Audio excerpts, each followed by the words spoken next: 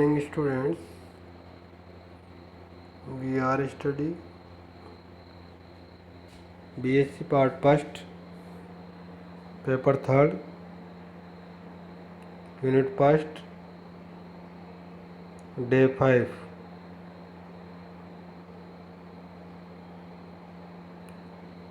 Unit first में 5वें दिन के अध्ययन के अंतर्गत हम अध्ययन करेंगे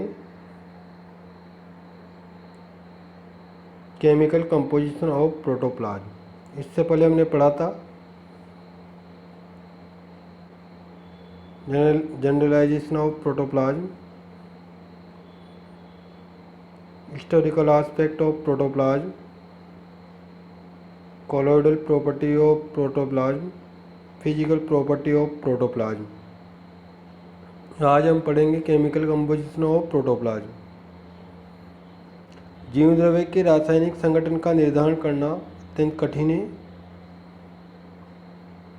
क्योंकि इसके लिए जीव द्रव्य का विश्लेषण करना पड़ता है और विश्लेषण के दौरान जीव द्रव्य की मृत्यु हो जाती है।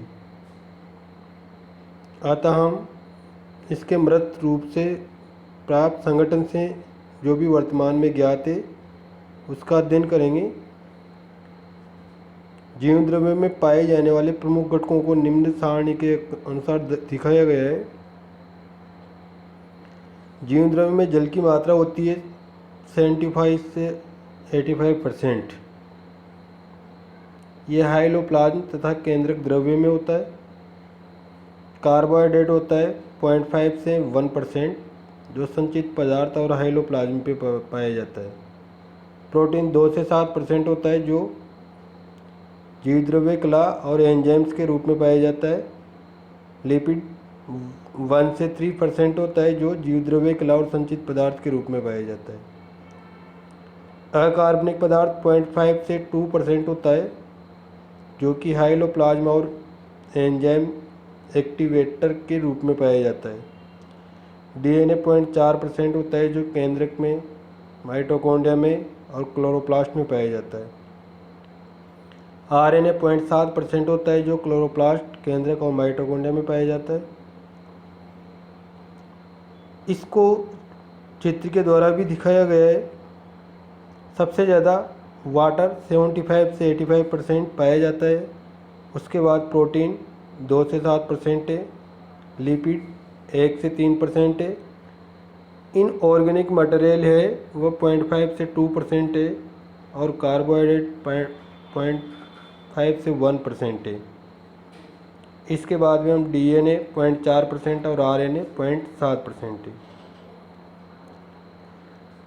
जीव द्रव्य के रासायनिक संगठन में 34 तत्व पाए जाते हैं, जिनमें से 12 तत्व यूनिवर्सल रूप से सभी कोशिकाओं के जीव द्रव्य में उपस्थित होते हैं तथा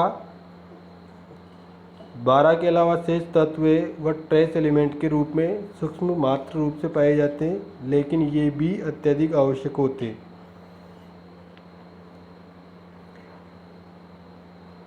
इसमें पाए जाने वाले 12 सार्वत्रिक यूनिवर्सल तत्व व निम्न प्रकार से हैं।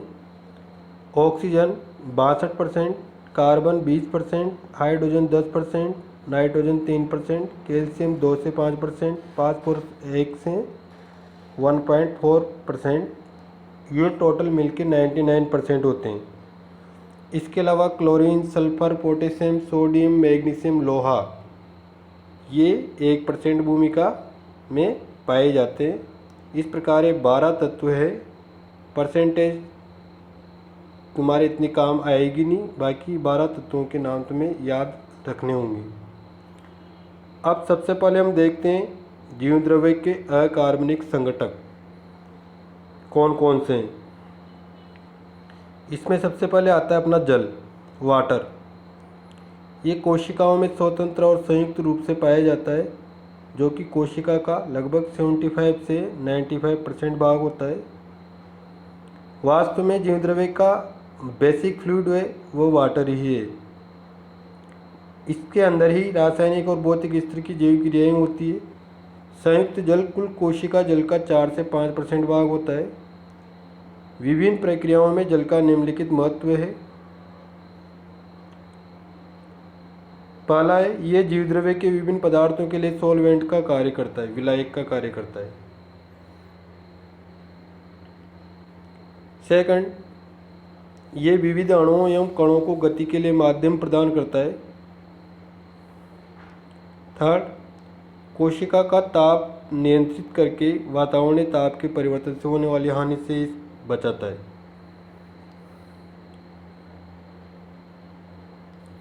नेक्स्ट है, यह आयनित होकर हाइड्रोजन तथा हाइड्रोक्सिल आयनों में टूट जाता है जल, और इस गुण के कारण इसकी pH 7 होती है, अर्थात से उदासीनता बनाए रखने में सहायक होता है।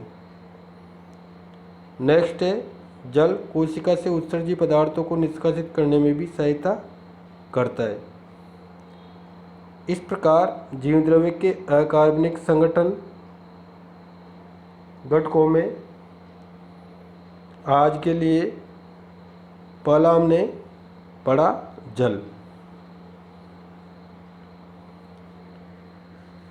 जीवद्रव्य के रासायनिक संगठक है 34 तत्व। इन 34 तत्वों में ही से ही अकार्बनिक संगठक बनता है, और इन 34 तत्वों से ही कार्बनिक संगठक निर्मित होते हैं। अतः मैं इन 34 तत्वों को विशेष रूप से याद रखना है, जिसमें से 12 तत्व हमें बता रखे हैं। इन 12 तत्वों में से कभी कभार ऑब्जेक्टिव क्वेश्चंस कंपटीशन एग्जाम में पूछा जा सकता है कि अति आवश्यक 12 तत्वों में से कौन सा तत्व नहीं है या कौन सा तत्व है। अतः आज के अध्ययन में हमने जाना जीवद्रव्य के रासायनिक संगठन में 7 मुख्य पदार्थ होते हैं। हम अब नेक्स्ट पढ़ेंगे जब भी छठे दिन अकार्बनिक लवण और बाकी के अन्य संगठक पदार्थ। छात्राओं, कोरोना काल में तुम्हें कोरोना की गाइडलाइन के अकॉर्डिंग कम से कम घर से बाहर निकलना है, ऑनलाइन स्टडी के लिए तैयार रहना है, और मास्क का उपयोग हमेशा करना है। हाथों को ज़्यादा से ज़्यादा सैनिटाइजर करें, क्योंकि हम साइंस के स्टूडेंट हैं। ये कोविड वायरस का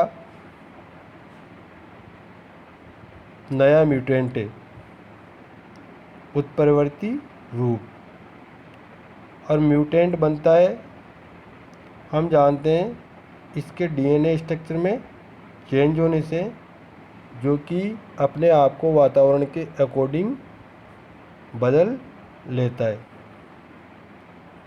ये सारी चीज़ें हम जेनेटिक्स के अंतर्गत पढ़ते हैं। अतः हमें समझना होगा और लोगों को समझाना भी होगा, क्योंकि साइंस को जीवन में उतारना भी अति आवश्यक है। जीवन के सारे पहलू साइंस के ऊपर डिपेंड करते हैं, साइंस पर आधारित है।